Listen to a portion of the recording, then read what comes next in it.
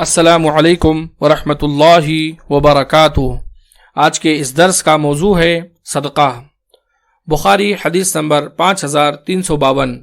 سیدنا ابو ہریرہ رضی اللہ تعالی عنہ سے روایت ہے، وہ بیان کرتے ہیں کہ رسول اللہ صلی اللہ علیہ وسلم نے فرمایا کہ اللہ تعالی نے فرمایا، اے آدم کی اولاد، خرچ کرو، اس کے بدلے میں تم پر خرچ کروں گا۔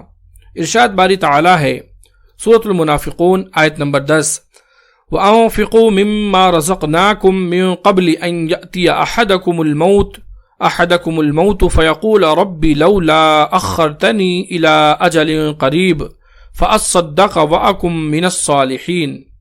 جو کچھ ہم نے تمہیں دے رکھا ہے اس میں سے ہماری راہ میں اس سے پہلے خرچ کرو کہ تم میں سے کسی کو موت آ جائے۔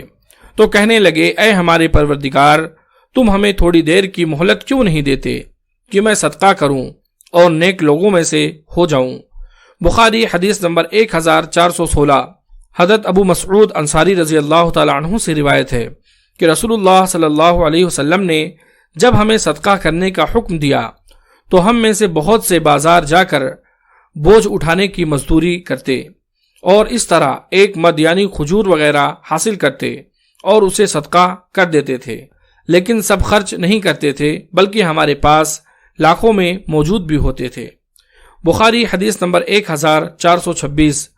حضرت ابو ہریرہ رضی اللہ تعالی عنہ سے روایت ہے، وہ بیان کرتے ہیں کہ رسول اللہ صلی اللہ علیہ وسلم نے فرمایا، بہترین صدقہ وہ ہے جس کے بعد بھی آدمی مالدار رہے۔ بخاری حدیث نمبر 1442۔ حضرت ابو ہریرہ رضی اللہ تعالی عنہ سے روایت ہے، وہ بیان کرتے ہیں کہ رسول اللہ صلی اللہ علیہ وسلم نے فرمایا، ہر دن جب بندہ صبح کرتا ہے تو فرشتے آسمان سے اترتے ہیں اور دعا کرتے ہیں۔ ایک کہتا ہے کہ اے اللہ، خرچ کرنے والے کو اس کا بدلہ دے، اور دوسرا کہتا ہے ہاتھ روک لینے والے یعنی بخیل کے مال کو ہلاک کر دے۔ بخاری حدیث نمبر 1434۔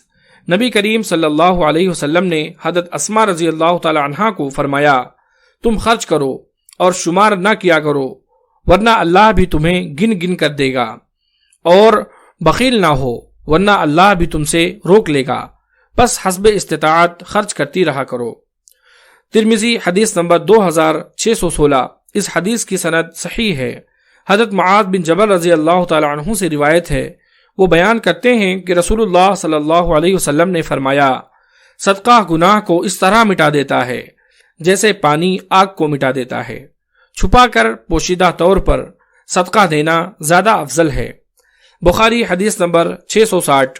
رسول اللہ صلی اللہ علیہ وسلم نے فرمایا، روز قیامت سائے عرش پانے والوں میں سے ایک شخص وہ بھی ہوگا جو پوشیدہ طور پر صدقہ کرتا ہے، اس قدر کہ دایاں ہاتھ صدقہ کرتا تو بائیں ہاتھ کو پتہ نہ چلتا۔ بخاری حدیث نمبر 1411۔ حضرت حارثہ بن وہب رضی اللہ تعالی عنہ بیان کرتے ہیں کہ میں نے رسول اللہ صلی اللہ علیہ وسلم کو یہ بیان کرتے ہوئے سنا کہ صدقہ کرو، ایک ایسا وقت بھی تم پر آنے والا ہے جب ایک شخص اپنے مال کا صدقہ لے کر نکلے گا اور کوئی اسے قبول کرنے والا نہیں پائے گا۔ یہ علامات قیامت میں سے ایک ہے۔ اللہ تعالیٰ سے دعا ہے کہ اللہ تعالیٰ ہم تمام لوگوں کو اس ماہ رمضان میں حسب استطاعت زیادہ سے زیادہ صدقہ و خیرات کرنے کی توفیق عطا فرمائے، آمین۔ اگر آپ کو یہ ویڈیو پسند آئی ہو تو اس ویڈیو کو آپ لائک کریں اور اس کو آگے بھی شیئر کریں۔ مزید اس طرح کی ویڈیوز کے لیے آپ ہمارے چینل صدیقی اسکلز کو سبسکرائب کریں۔